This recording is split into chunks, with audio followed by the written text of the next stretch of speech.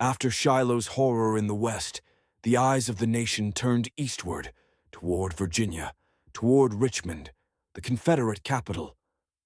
Many believed that if Richmond fell, the rebellion would collapse. To lead this grand campaign, the Union entrusted General George B. McClellan, the young Napoleon, adored by his men for his charm and his promise of victory. I joined McClellan's Army of the Potomac as it embarked on its bold venture, a journey down the Chesapeake Bay to the Virginia Peninsula, a narrow stretch of land between the York and James rivers. It was early spring, the air damp with mist, the trees budding green. Soldiers crowded the decks of transport ships, cheering as the flotilla moved south. The plan was brilliant on paper. Land near Fort Monroe, march swiftly up the peninsula, and capture Richmond before the Confederacy could react. At first, spirits soared. The army landed without trouble, its columns stretching across the flat, swampy fields. Wagons rattled over narrow roads, cannons sank into mud, but the men sang as they marched. McClellan himself rode proudly at their head, a dashing figure with dark hair and a confident smile. He was certain, and he told anyone who would listen, that he was the man destined to save the Union. But the peninsula was no easy road. Rain fell almost daily, turning fields into quagmires, roads into rivers of muck. Horses strained, men cursed, wagons broke down in the mire. Malaria and dysentery spread through the ranks, leaving soldiers fevered in their tents. And everywhere, Confederate defenses slowed the advance. At Yorktown, the Union Army confronted earthworks bristling with cannon. McClellan hesitated, convinced the enemy outnumbered him. For a month he besieged the town, only to discover that the Confederate lines were thin and had slipped away under cover of night. By May, the Union Army crept closer to Richmond. I remember arriving at the outskirts of the city, the spires visible in the distance, the air electric with hope. "One more push," the soldiers whispered, "and it will be over." But war is never so simple. On May 31st, the Confederates struck at Seven Pines.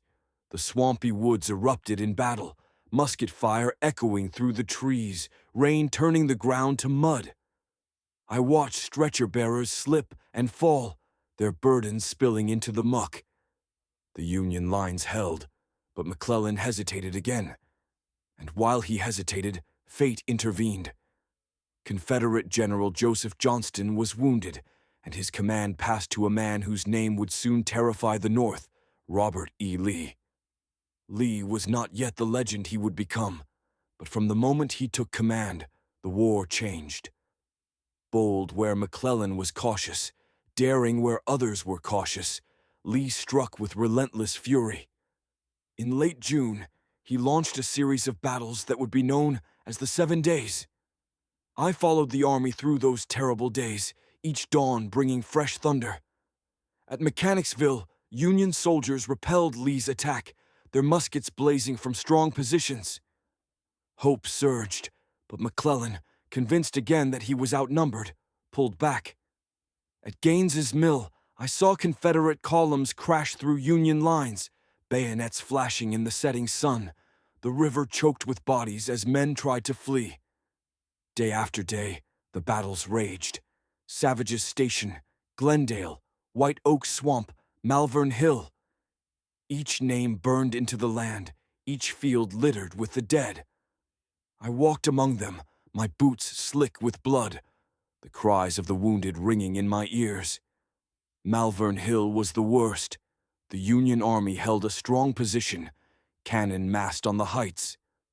The Confederates charged uphill again and again, only to be slaughtered by shot and shell.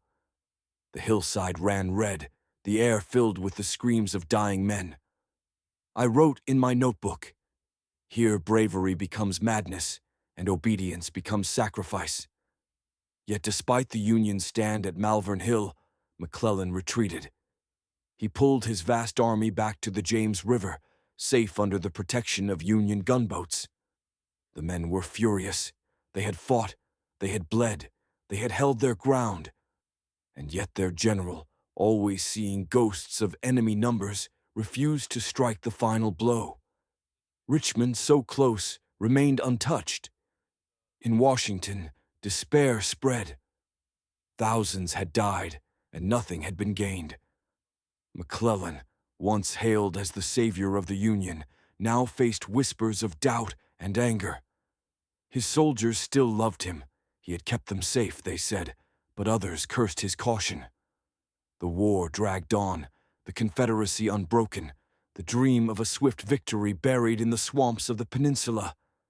I left the army camp by the James River one gray morning, the smell of damp earth and sickness heavy in the air. Men sat silently by their tents, staring at nothing, their uniforms ragged, their faces hollow. They had seen glory promised and snatched away. They had marched within sight of Richmond and been forced back. That night I wrote these words in my dispatch. The Peninsula has shown us the cost of hesitation. Courage in the ranks cannot make up for fear at the top. Richmond still stands, and the war grows darker with each passing day.